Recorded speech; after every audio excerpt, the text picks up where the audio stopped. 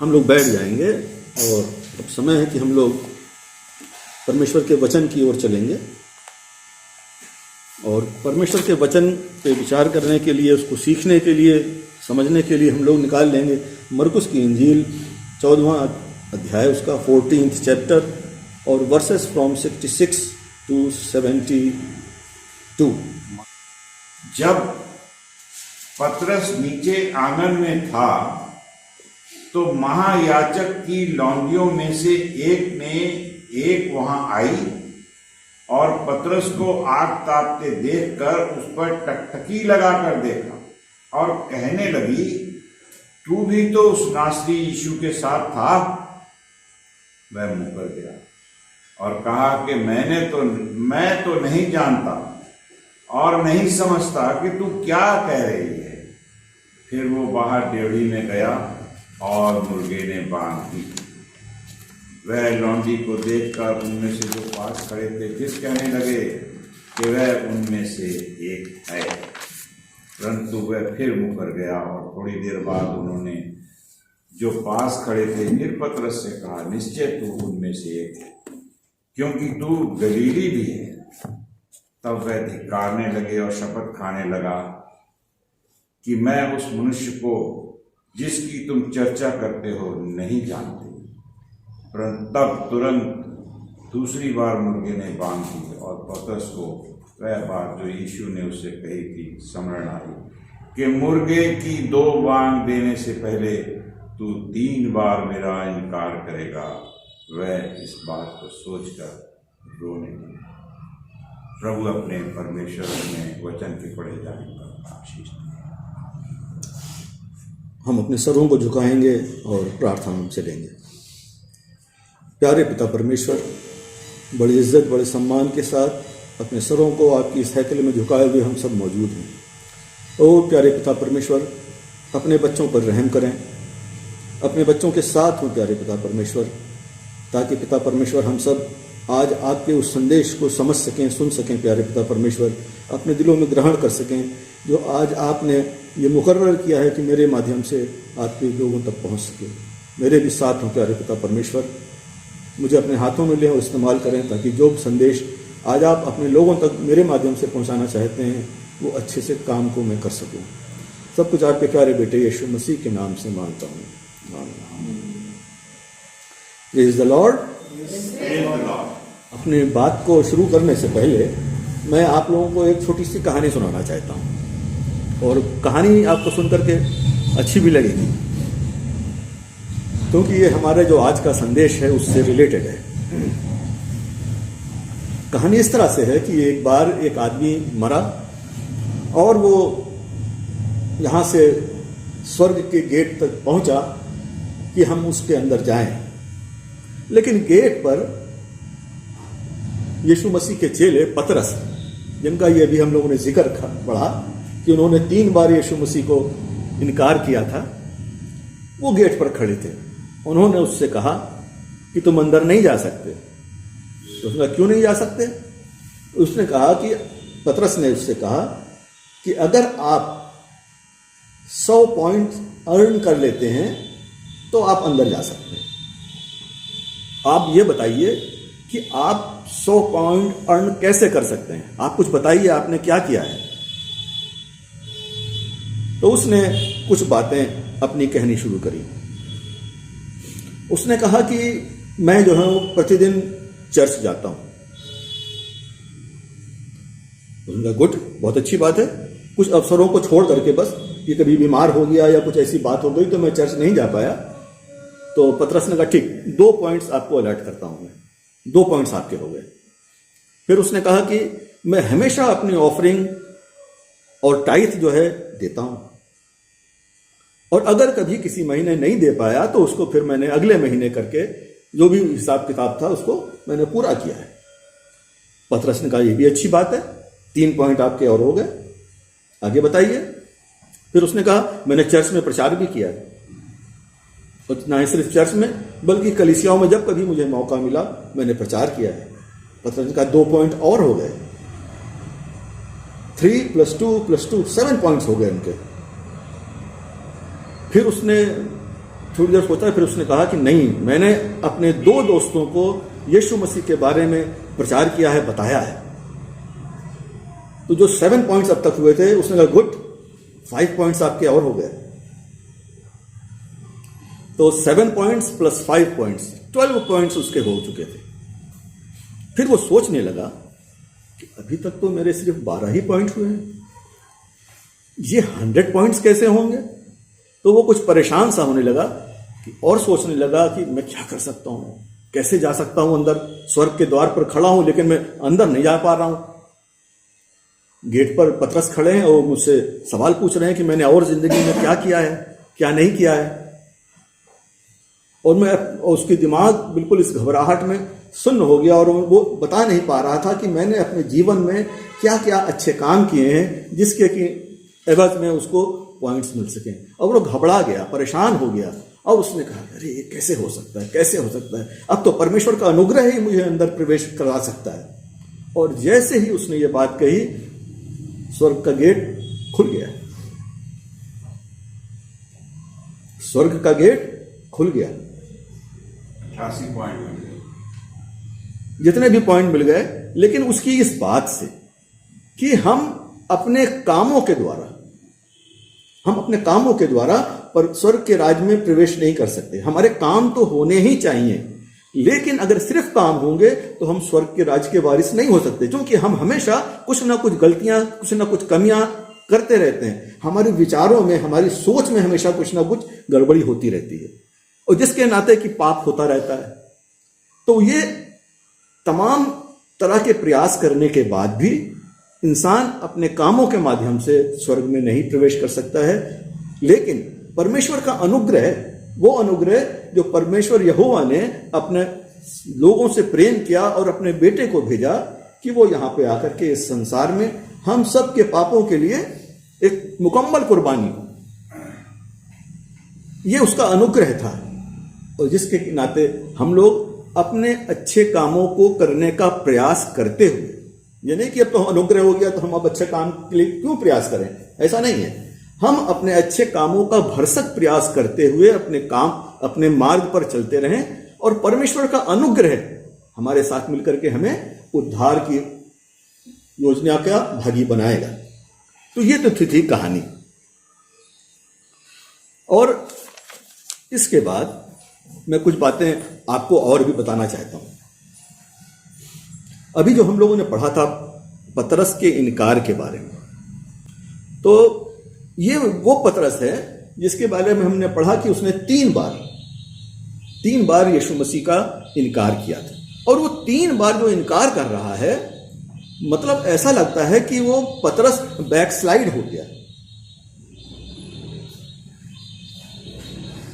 पतरस के बारे में अगर हम देखें कि पतरस के बारे में जो शुरुआती बातें बताई गई हैं, जब पतरस का जिक्र बाइबल में आया है तो किस तरह से आया है। पतरस कर क्या रहा था? वो जाल डाल करके मछलियां पकड़ रहा था, उसके साथ में कुछ और लोग भी थे।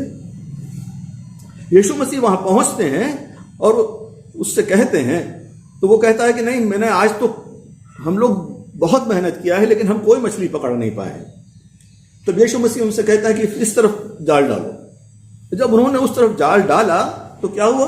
वो जाल मछलियों से भर गया, और इस कदर मछलियां उसके अंदर आ गई कि वो उसको खींच नहीं पा रहे थे। उन्होंने जा करके क्या किया? दूसरों को भी आवाज दी, दूसरे भी लोग आए और सब ने मिल करके उस जाल को खींचा और मछलियों को पापा। यीशु मसीह ने पतरस से कहा, तुम मेरे पीछे हो ले, मैं तुझे मनुष्य पकड़ने वाला मछुआरा बनाऊंगा। इस तरह की बात उन्होंने कही। और उसके बारे में, पतरस के बारे में हम लोगों क्या देखते हैं बाइबल के अंदर? एक बात इसमें हम लोग ये भी देखते हैं कि पतरस जो था वो कुछ चेलों का लीडर भी था। कुछ लोग उसके पीछे, उसके फॉलोवर्स भी थे। जैसे याकूब, यूहन्ना और पतरस यीशु की दृष्टि में स्पेशल थे, और पतरस जो था वो यीशु के बहुत नजदीकी चेलों में से था। जब पतरस और उसके साथी लोग मछली पकड़ रहे थे और जब यीशु ने बुलाया तो पतरस तो चला चला, साथ में उसके पीछे और भी लोग चल दिए थे। और एक बार हम लोग और भी देखते हैं कि जब बाइबल में इस बात का जिक्र है कि जब यीशु मसीह का रूपांतर हुआ था, जब वो गया था प्रार्थना करने, वहां पे पहाड़ पे जाते हैं और क्या होता है, यीशु मसीह का रूपांतर हुआ था और उस रूपांतर को इस पतरस ने देखा था। यीशु मसीह के उस दिव्य रूप को पतरस ने देखा था। एक बार यीशु मसीह ने पूछा था कि तुम मुझे क्या समझते हो, क्या सोचते हो, मैं कौन हूं? तो सब चेलों ने अपनी अपनी बातें कही थी, लेकिन सबसे सटीक जवाब पतरस का था। पतरस ने कहा था, तुम जीवते परमेश्वर के पुत्र मसीह हो। ये सब इतनी अच्छी अच्छी बातें पतरस के बारे में बाइबल हमको शुरू से बताती चली आ रही है। लेकिन इतना सब होने के बाद भी ये क्या कारण था कि पतरस ने यीशु मसीह का 3 बार इनकार कर दिया? हम लोग उसको, आजकल की जो भाषा हम लोगों की है मसीहों की, वो कहते हैं कि वो बैकस्लाइड हो जाना। पतरस जो था वो बैकस्लाइड हो गया था। तो कौन सी कारण थी जिसके कारण कि पतरस बैकस्लाइड हुआ? क्या उसके अंदर कमियां रह गई थी? हम भी आज इस पे विचार करेंगे और अपने आप को भी जांचते चलेंगे कि क्या वो कमियां, ये बातें हमारे अंदर तो नहीं है। अगर हमारे अंदर हैं तो हम उसको दूर करने का पूरा प्रयास करेंगे। हम लोग निकाल लें मरकुस की इंजील 14वां अध्याय और 14 चैप्टर की 27th वर्ष। उसके 27th वर्ष देखें, उसमें इस तरह से लिखा हुआ है। मरकुस की इंजील 14वां अध्याय और उसकी 27वीं आयत। वहां इस तरह से लिखा हुआ है, तब यीशु ने उनसे कहा, तुम सब ठोकर खाओगे, क्योंकि लिखा है, मैं रखवाले को मारूंगा और भेड़ें तितर बितर हो जाएंगी।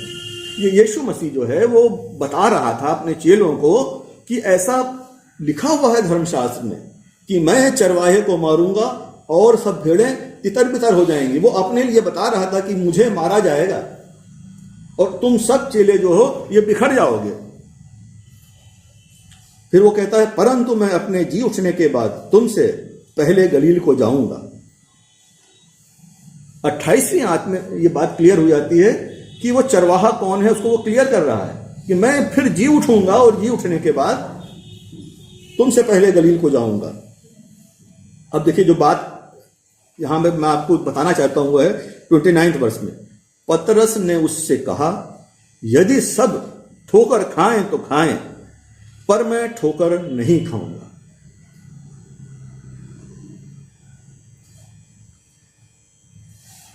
कुछ आपको अजीब सा लगा? वो कर क्या रहा है? वो यीशु मसीह की बात को काट रहा है।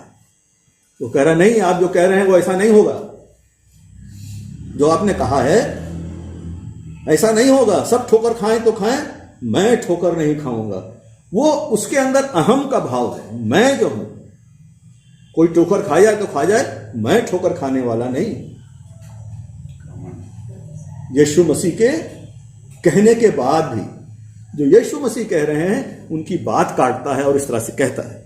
ऐसा हमको लगता है कि शायद पतरस जो था उसको ये लगता था कि मैं आत्मिक उन्नति के उस स्तर पे पहुंच चुका हूं, जो आत्मिकता होती है, जो पवित्रता होती है, मैं उस स्तर पे पहुंच चुका हूं कि वहां से अब मेरा डाउनफॉल नहीं हो सकता, अब मैं वहां से गिर नहीं सकता।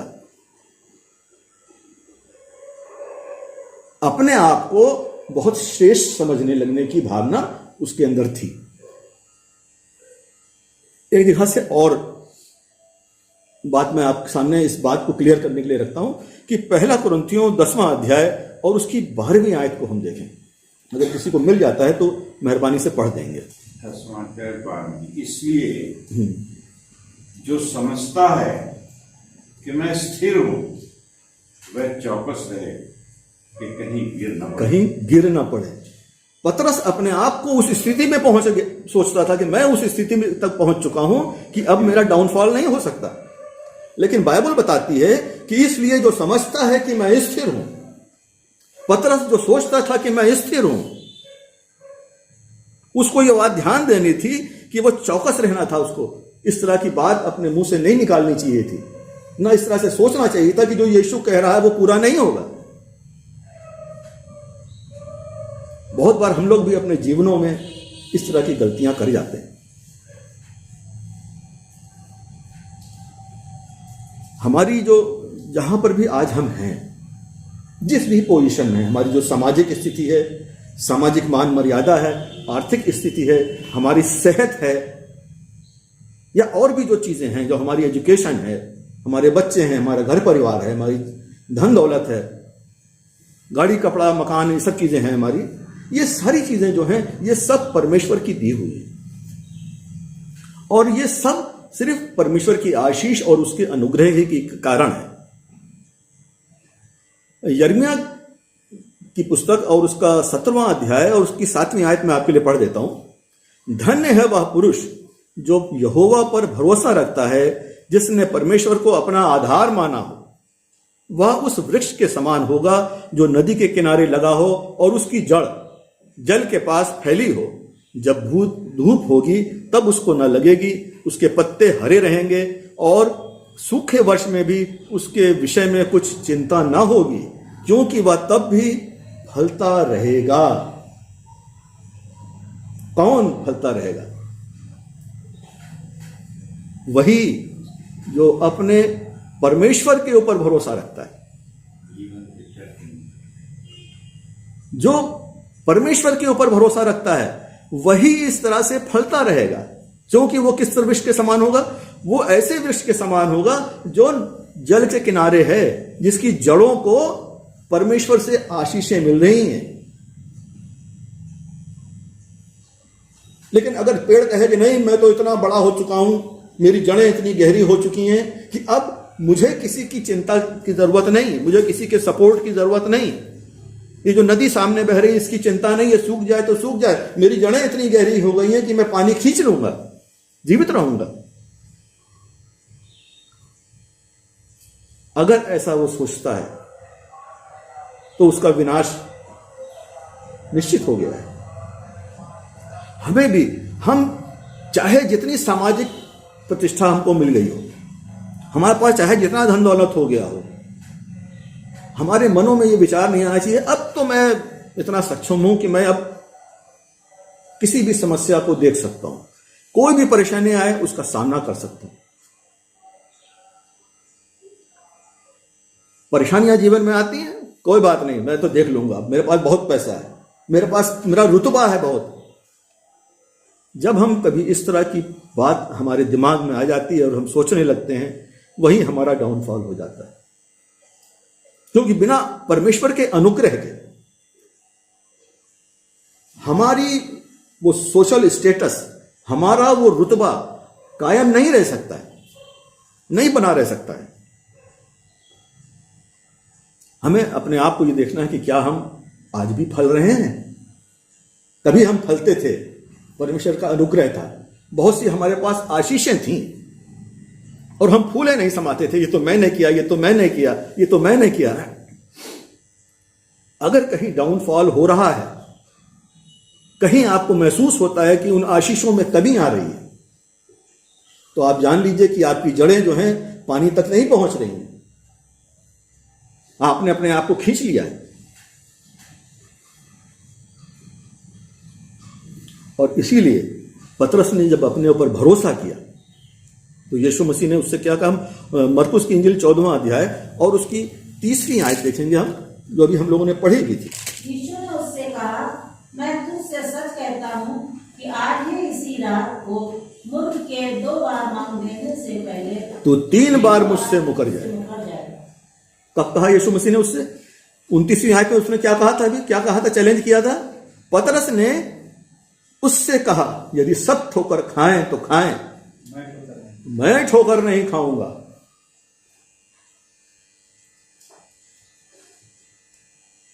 और इसी नाते यीशु उससे कहता है, आज हमसे भी कहता है, सावधान रहो,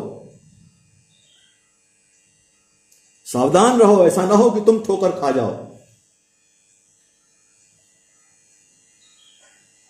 ऐसा तो नहीं कि जो समस्याएं परेशानियां हमको आज फेस करनी पड़ रही हैं, हमारे इसी सोच, हमारी इसी विचार के कारण आ रही हो, जैसे पतरस ने सोच लिया, कोई भी परमेश्वर से, कोई भी हो, वो यीशु मसीह से को वो नहीं छोड़ेगा, उसके पीछे चलना नहीं छोड़ेगा। और इतना घमंड करने के बाद होता क्या है, अभी हम लोगों ने पढ़ा था ना, पतरस ने 3 बार इनकार किया था यीशु मसीह का। और 31वीं आयत में भी हम इसको भी देख लें। जब यीशु मसीह ने कहा कि तू मेरा 3 बार इनकार करेगा, तो 31वीं आयत में देखिए क्या लिखा है। पर उसने और भी जोर देकर कहा, यदि मुझे तेरे साथ मरना भी पड़े तो अभी मैं तेरा इनकार कभी ना करूंगा। इसी प्रकार और सब ने भी कहा। क्या कर रहा है वो? कर क्या रहा है? यीशु मसीह कह रहा है कि धर्मशास्त्र में लिखा है कि मैं चरवाहे को मारूंगा और भेड़ें तितर बितर हो जाएंगी। उसकी बात काटता है यीशु मसीह की पतरस। कहता नहीं, सब ठोकर खाएं तो मैं नहीं खाऊंगा। यीशु कहता नहीं, तू मूर्ख के 2 बार बांग देने से पहले 3 बार मेरा इनकार कर चुका होगा। फिर जिद करता है। फिर जिद करता हो, क्या कहता है? यदि मुझे तेरे साथ मरना भी पड़े तो मैं मरने को, तो भी मैं तेरा इनकार नहीं करूंगा।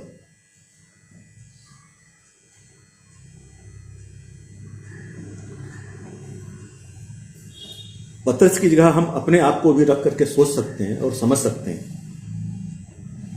अपनी क्षमता के ऊपर, हमारी क्षमता क्या है? हमारा शारीरिक बल, हमारा मानसिक बल, हमारा ज्ञान, हमारा रुपया पैसा, हमारा रुतबा, हमारी पहुंच, यही तो हमारा बल है। लेकिन इसका क्या होता है हम सब जानते हैं। ऐसा तो नहीं कि ये सारी चीजें जो अब प्रभु ने हमको आशीष में दी हैं, अच्छा स्वास्थ्य दिया है, धन दौलत दिया है, अच्छा स्टेटस दिया है, अच्छा बुद्धि दी है, अच्छा ज्ञान दिया है, उसको पा करके हम मतवाले तो नहीं हो जाते और ये कहते हैं कि नहीं, ये सब तो हम कर रहे हैं, ये सब तो हमारा है, इस पे हमारा नियंत्रण है और इससे हम कुछ भी कर सकते हैं। जरूरत है कि हम लोग जांच लें, अगर कहीं गलती पर हैं तो उसको सुधार लें। मत्ती की इंजील और उसके 16वां अध्याय और उसकी 21वीं आयत में आपके सामने रखना चाहता हूं। उस समय से यीशु अपने चेलों को बताने लगा, अवश्य है कि मैं यरूशलेम को जाऊं और पुन्नियों और प्रधान याजकों और शास्त्रियों के हाथ से बहुत दुख उठाऊं और मार डाला जाऊं और तीसरे दिन जी उठूं। ये यीशु मसीह अपने चेलों से, लोगों से बता रहा है। फिर अब देखिए, यहां पर भी पतरस का एक रोल दिखाई दे रहा है हमें। पतरस क्या है? बहुत ज्यादा उसके अंदर अपने ऊपर विश्वास है। वो अपने आप को बहुत धार्मिक समझता है, बहुत अच्छा समझता है। और क्या करता? 22वीं आयत में लिखा हुआ है, इस पर पतरस उसे अलग ले जाकर के झिड़कने लगा। कोई चेला अपने उस्ताद को जाकर के बुलाए ले जाए और डांटने लगे। ठीक है, डांटने लगे और डांट रहा है यीशु मसीह को। हे प्रभु, प्रभु भी कह रहा है और डांट भी रहा है। हे प्रभु, परमेश्वर ना करे, तेरे साथ ऐसा कभी ना होगा। यीशु कह रहा है मेरे साथ ऐसा होगा, वो कह रहा तेरे साथ ऐसा कभी ना होगा। परमेश्वर करे ऐसा कभी ना होगा। अब उस समय यीशु मसीह का जो रिएक्शन है उसको देखें, हम क्या कहते हैं, क्या किस तरह से यीशु मसीह ने रिएक्ट किया। उसने मुड़कर पतरस से कहा, यीशु मसीह की बात है, हे शैतान, मेरे सामने से दूर हो।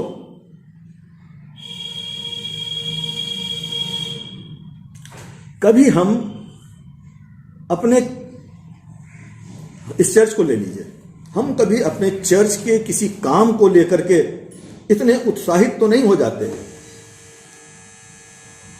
या हम किसी समाज सेवा के काम को लेकर के इतने उत्साहित तो नहीं हो जाते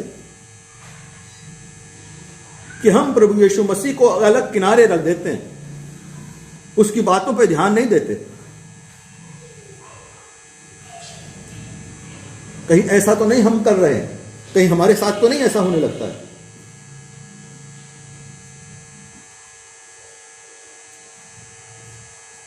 जिस तरह से यीशु मसीह ने शैतान को डांट लगाई थी, पतरस को डांट लगाई थी और कहा था, शैतान, हमको अपने आप को देख लेना है कि हम कहीं कभी किसी स्टेज पर इस तरह का व्यवहार तो नहीं कर पा रहे हैं। हम इसका मरकुस की अभी जो हम लोग पढ़ रहे थे उसी की 32वीं आयत से लेकर के 32वीं आयत उसको हम लोग देखें। ये एक कारण तो हम लोगों को ये समझ में आया कि पतरस बैकस्लाइड क्यों हो गया था, क्योंकि वो यीशु मसीह से ज्यादा अपने आप को काबिल समझता था। और अब हम आपके सामने कुछ बातों को ऐसा रखना चाहते हैं जिससे कि और भी कुछ बातों के प्रकाश पड़े कि उसका बैकस्लाइड हो जाने का कारण क्या था। 32वीं आयत से हम देखेंगे, फिर वे गतसमनी नामक एक जगह में आए और उसने अपने चेलों से कहा, यहां बैठे रहो जब तक मैं प्रार्थना करूं। यीशु मसीह को पता था कि अब कुछ समय के बाद मैं पकड़वाया जाऊंगा, सताया जाऊंगा, क्रूस पे चढ़ाया जाऊंगा। ये सब बातें उसको पहले से पता थी और इसीलिए वो क्या कर रहा था, गतसमनी नामक एक जगह में आए और उसने अपने चेलों से कहा, यहां बैठे रहो जब तक मैं प्रार्थना करूं। और वह पतरस और याकूब और यूहन्ना को अपने साथ ले गया और बहुत ही अधीर और व्याकुल होने लगा। सारे चेलों को तो उसने एक जगह पे छोड़ दिया और इन 3 चेलों को लेकर के क्या करता है, वो और आगे जाता है। 34वीं आयत में लिखा है, और उनसे कहा, मेरा मन बहुत उदास है। किससे किससे कह रहा है ये? पतरस, याकूब और यूहन्ना से। मेरा मन बहुत उदास है, यहां तक कि मैं मरने पर हूं। तुम यहां ठहरो और जागते रहो। फिर वह थोड़ी आगे बढ़ा और भूमि पर गिरकर प्रार्थना करने लगा कि यदि हो सके तो यह घड़ी मुझ पर से टल जाए, और कहा, हे अब्बा, हे पिता, मुझसे सब कुछ हो सकता है, तुझसे सब कुछ हो सकता है। इस कटोरे को मेरे पास से हटा ले, तो भी जैसा मैं चाहता हूं वैसा नहीं, पर जो तू चाहता है यही हो। ये बात यीशु मसीह अपने पिता से कह रहे हैं। फिर क्या होता है?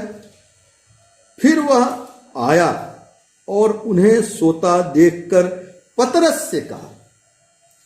उन्हें सोता देखकर मतलब ये जो 3 चेले थे जिनको वो अपने साथ ले गया था, पतरस, याकूब और यूहन्ना, ये 3 चेले थे। इन तीनों चेलों को सोता हुआ पाया और किससे कहा? देखिए, हे शमौन, तू सो रहा है? शमौन पतरस, है ना? सोते। फिर वह आया और उससे उन्हें सोते पाकर पतरस से कहा, हे शमौन, तू सो रहा है? सो तो तीनों रहे थे, सो तो तीनों चेले रहे थे, लेकिन वो कहता किससे है? पतरस से कहता है। उस पतरस से जो अभी उसने कहा था कुछ समय पहले कि ऐसा ऐसा होगा, वो मना करता है। वो कहता है कि मैं तो तेरे लिए अपनी जान भी देने को तैयार हूं, मैं तुझसे को नहीं छोड़ने वाला। और वो यहां क्या कर रहा है? बाकी तो सो गए, चलो ठीक, कोई दावा तो नहीं कर रहा था, लेकिन ये पतरस क्या कर रहे हैं? दावा करने के बाद भी सो रहे हैं। क्या तू एक घड़ी भी ना जाग सका? बड़े बड़े दावा करने वाला पतरस उससे कह रहा है, पतरस को यीशु मसीह कह रहा है, क्या तू एक घड़ी भी ना जाग सका? जागते रहो, जागते और प्रार्थना करते रहो कि तुम परीक्षा में ना पड़ो। बहुत बड़ी बात यीशु मसीह, बहुत बड़ी टीचिंग पतरस को दे के जा रहे हैं। आज हमसे भी यीशु मसीह यही टीचिंग दे रहे हैं, यही बता रहे हैं। वो जानते हैं कि संसार में हमारे सामने समस्याएं, परेशानियां, परीक्षाएं तो पड़ेंगी, लेकिन करना क्या है? जागते रहो, प्रार्थना करते रहो। जो प्रभु ने आशीषें दी हैं, जो धन दौलत दिया है, अच्छी सेहत दी है, अच्छी पोजीशन दी है, उनके भरोसे मत हो जाना। अगर उनके भरोसे हो जाएंगे तो क्या होगा? परीक्षाएं पड़ेंगी तो सो जाओगे, परीक्षाएं पड़ेंगी तो परीक्षाओं में गिर जाओगे। बच कैसे सकते हो? प्रार्थना करते रहो ताकि तुम परीक्षा में न पड़ने पाओ।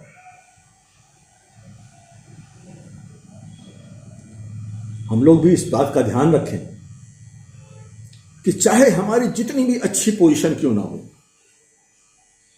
हर तरह की सामाजिक, आर्थिक, मानसिक, जो कुछ भी है, जो कुछ भी हो सकता है इस संसार में, सबसे अच्छी पोजीशन क्यों ना हो, लेकिन हमको निरंतर प्रार्थना में लगे रहना है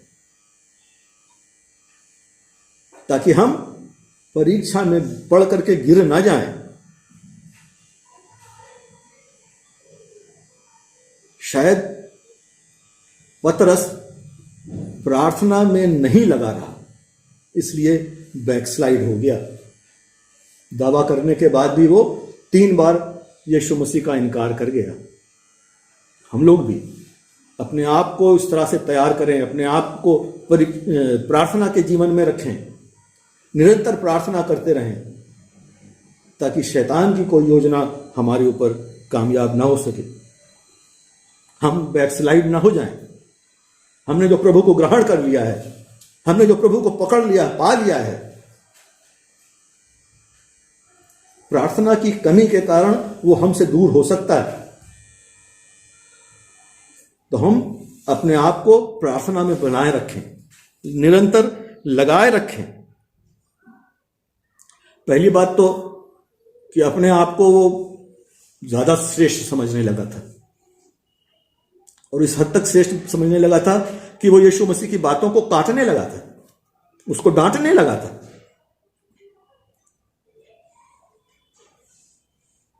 कभी कभी हम भी परमेश्वर को डांटने लगते हैं। जब हम दुआ करते हैं तो क्या कहते हैं?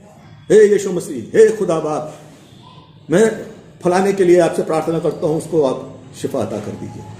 हे प्रभु, इस काम को आप कर दीजिए। और ये और ये और ये बहुत सारी बातें हम परमेश्वर के सम्मुख सिर्फ रखते चले जाते हैं, बताते चले जाते हैं, ये करो, ये करो, ये करो, ये करो। प्रार्थना भी कर रहे हैं लेकिन डिक्टेट कर रहे हैं। तो अपने आप को जांचने की जरूरत है कि हम कहीं इस तरह से गलत रास्ते पे तो नहीं जा रहे हैं। पतरस के अंदर एक कमी और थी जिसके नाते बैकस्लाइड हो गया वो, ऐसा मुझे लगता है। तो उसको हमको भी देखना है कि कहीं वो कमी हमारे अंदर तो नहीं है। तीसरी बात जो उसके अंदर थी कि वो जल्दबाज था, उसके फैसले जल्दी में होते थे। अभी कोई बात हुई और तुरंत उसका एक्शन हो गया। हमको धैर्य रखना चाहिए हमेशा, किसी भी काम को करने से पहले ठीक से सोच समझ लेना चाहिए। ये नहीं कि जैसे ही कि एक्शन और रिएक्शन होता है उस तरह से हमारे काम नहीं होने चाहिए। 47 इसी मरकुस की इंजील 14वां अध्याय और उसकी 47वें वर्ष को हम देखेंगे। जब यीशु मसीह को पकड़ने के लिए लोग आते हैं, थोमा आकर के उसे चूमता है। वो एक उसको चूमने का अर्थ यह था कि जिसको मैं चूमूं उसको पकड़ लेना, वही यीशु है। 47वें वर्ष में लिखा हुआ है, उनमें से जो पास खड़े थे एक ने तलवार खींचकर महायाजक के दास पर चलाई और उसका कान उड़ा दिया। वो यीशु मसीह जो अपने चेलों को हमेशा प्रेम की बातें सिखाता रहा, उसका चेला तलवार चलाता है। यीशु मसीह से पूछा गया था सबसे बड़ी आज्ञा क्या है? उसने कहा था तू अपने सारे मन, सारी बुद्धि, सारे प्राण से परमेश्वर से प्रेम कर, और उसी के बराबर दूसरी आज्ञा यह है कि अपने पड़ोसी से अपने समान प्रेम कर। यह सारी व्यवस्था का सार है। और उस सार की ये पतरस धज्जियां उड़ा रहा है। कहीं हम भी बाइबल की, परमेश्वर की, यीशु मसीह की टीचिंग की धज्जियां तो नहीं उड़ाते? अपने जीवन से, अपने कामों से, अपनी सोच से। ये हमें जांचने की जरूरत है।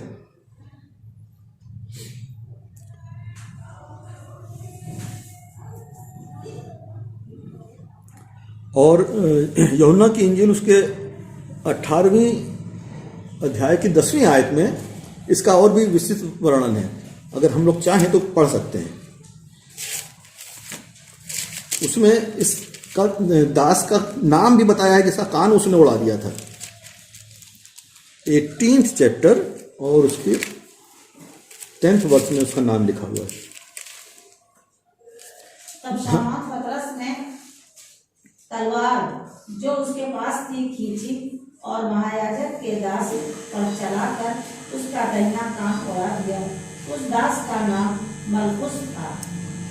ये मलखुस नाम था, मतलब ये बिल्कुल सटीक और सच्ची घटना है। इसमें कहीं किसी प्रकार की कोई मिलावट नहीं है। मरकुस उस दास का नाम नहीं बता पाया था, लेकिन यूहन्ना को याद था। वो बताता है कि ये मलकुस नाम का ये था।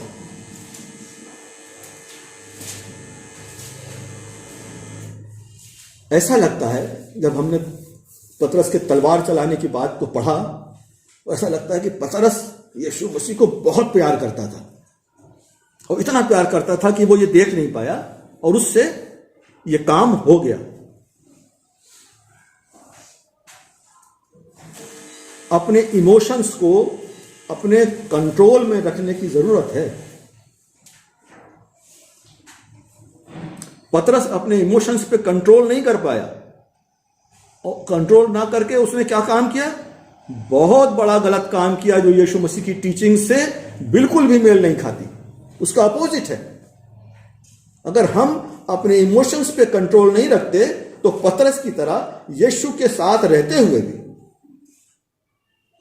उसकी बताई हुई टीचिंग्स पे न चल करके उसके अगेंस्ट काम करने लगते हैं। हमको भी कोई भी फैसला हड़बड़ी में, जल्दबाजी में कभी नहीं लेना है। अपने इमोशंस को अपने कंट्रोल में रखना है, सोचना समझना है, तो फैसला करना है। अगर वो 2 घड़ी रुक गया होता, थोड़ा सा रुक गया होता और ये सोचता कि ये तलवार जो मैं निकाल रहा हूं, क्या यीशु उससे प्रसन्न होगा? उसने जीवन भर जो हमको सिखाया है सब बर्बाद करने पे तुला है। तो अपने आप को हम लोग भी देखते रहें, जांचते रहें कि हम इस तरह की किसी काम को तो नहीं कर रहे हैं। और चौथी बात, ऐसा लगता है कि जो पतरस के बैकस्लाइड होने का कारण था वो ये था कि वो एक गलत समय पे गलत जगह पे था। जब पतरस नीचे आंगन में था तो महायाजक की दासियों में से एक वहां आई और पतरस को आग तापते देख उसे टकटकी लगाकर देखने और कहने लगी। टकटकी लगा करके देखने और कहने लगी। और ये है कहां पर? ये आग कहां पे जल रही है? ये उस जगह पे जल रही है जो लोग उसको पकड़ के ले गए थे, जो यहूदी लोग उसको पकड़ के ले गए थे, जो सैनिक उसको पकड़ के ले गए थे, उन लोगों ने अपने आप को ठंड से बचाने के लिए वो आग जलाई हुई थी।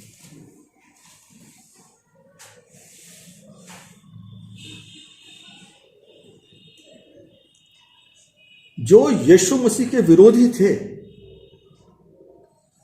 उनकी जलाई हुई आग को ताप रहा था। कहीं हमारा भी उठना बैठना ऐसे लोगों के साथ तो नहीं है जो यीशु मसीह के विरोधी है। सवाल ये उठता है कि अगर हम जो यीशु मसीह के विरोधी हैं उनके साथ उठे बैठेंगे नहीं, उनसे बातचीत नहीं करेंगे, तो यीशु मसीह के संदेश को हम पहुंचाएंगे कैसे? अगर हम किसी से बात नहीं करेंगे तो बताएंगे कैसे अपनी बात? उस बात के लिए नहीं मना ही, उस बात के लिए नहीं मना किया जा रहा है। उनसे मिलने वाले फायदे हमको नहीं लेना है, उनसे बातचीत करना है, उनको बताना है, यीशु के बारे में समझाना है। लेकिन उनसे कुछ फायदे नहीं लेना। जैसे ये क्या कर रहे हैं पतरस, वहां बैठ करके आग ताप रहे हैं, यीशु मसीह के बारे में कुछ बता नहीं रहे हैं, उनकी ही जलाई हुई आग को ताप रहे हैं। जब एक बार गिरते हैं तो गिरते गिरते पतरस देखिए कहां तक चले जाते हैं। 68वें आयत में लिखा है, 67वें वर्ष में लिखा है, और पतरस को आग तापते देख उसे टकटकी लगाकर देखने लगी और कहने लगी, तू भी तो उस नासिर यीशु के साथ था। वह मुकर गया और कहा, मैं ना ही जानता और ना ही समझता हूं कि तू क्या कह रही है। आगे देखिए, बड़ी गंभीर बात है ये बहुत। फिर वह बाहर देवड़ी में गया और मुर्गे ने बांग दी। पहली बार इनकार किया और मुर्गे ने बांग दी। हम ये समझ सकते हैं कि हो सकता है कि वो अलार्म बजा रहा हो पतरस के लिए, सावधान हो जाओ, सावधान हो जाओ, तुमने यीशु को अभी इनकार किया है। आगे लिखा हुआ, वह दासी उसे देख कर उनसे जो पास में खड़े थे फिर कहने लगी, ये उनमें से एक है। परंतु वह फिर मुकर गया, 2 बार फिर मुकर गया। पहली बार उसने मुकर गया, दूसरी बार फिर मुकर गया। थोड़ी देर बाद उन्होंने जो उसके पास खड़े थे फिर पतरस से कहा, अब किसी वो दासी नहीं कहती बल्कि और लोग जो वहां खड़े थे वो कहते हैं, निश्चय तू उनमें से एक है, क्योंकि तू गलीली भी है। वो उस आग को ताप रहा है, यीशु के दुश्मनों से की पैदा की हुई आग से अपने लिए कुछ फायदा ले रहा है, अपने शरीर को गर्म कर रहा है। जब हम कभी इस तरह के लोगों से कुछ फायदा लेने लगते हैं, जो यीशु के विरोधी हैं, जो ख्रिस्ट के विरोधी हैं, जो ईसाइयत के विरोधी हैं, उनसे बातचीत मेलजोल में कोई हर्ज नहीं है, लेकिन जब हम उनसे फायदे लेने लगते हैं तो हम कितने हद तक गिरते चले जाते हैं। आगे देखिए क्या है ये 70वीं आयत में लिखा है, परंतु वह फिर मुकर गया। थोड़ी देर के बाद उन्होंने जो पास खड़े थे फिर पतरस से कहा, निश्चय तू उनमें से एक है, क्योंकि तू गलीली भी है। 71वीं आयत अगर आप लोग देखना चाहते हो तो देखिए उसमें क्या लिखा हुआ है, तब वह धिक्कारने और शपथ खाने लगा।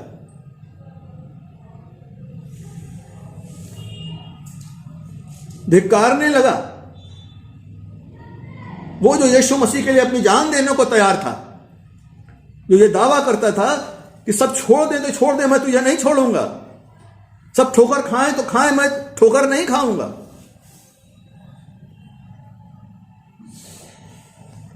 अगर हम ख्रिस्त विरोधियों के बातचीत में दिक्कत नहीं है, लेकिन अगर हम उनसे फायदे लेने लगते हैं तो हम इस हद तक फिर गिरते चले जाते हैं। फिर हमारी सोचने समझने की शक्ति खत्म होती चली जाती है। और जैसे ये पतरस धिक्कार रहा है, कहीं ऐसा ना हो कि हम भी इस स्टेज पे पहुंच जाएं कि हम यीशु मसीह को बुरा भला कहने लगे, ईसाई लोगों को बुरा भला कहने लगे, ईसाईयत को बुरा भला कहने लगे। और आगे क्या लिखा है, और शपथ खाने लगा।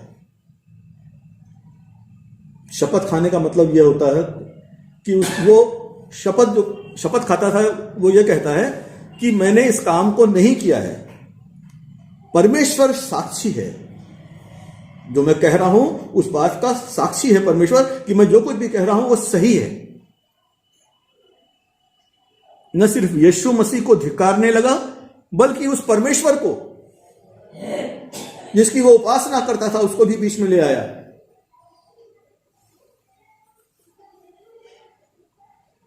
ये सब बातें जो हैं, जो पतरस के बैकस्लाइड होने के कारण लगते हैं, इनको हमें अपने जीवनों में जांचने की जरूरत है कि हम इन चीज़ों को जांचें, देखें, ताकि हम आने वाले समय में कहीं बैकस्लाइड ना हो जाएं। आइए हम प्रार्थना करेंगे। ओ प्यारे पिता परमेश्वर, धन्यवाद पिता आपके इस वचन के लिए जो आपने आज हमको दिया। ओ प्यारे पिता परमेश्वर, अपने लोगों के साथ हों, उन्हें दीजिए पिता कि वो इस वचन को अपने साथ अपने दिलों में लेके जाएं, मनन करें और दूसरों को भी बांटें।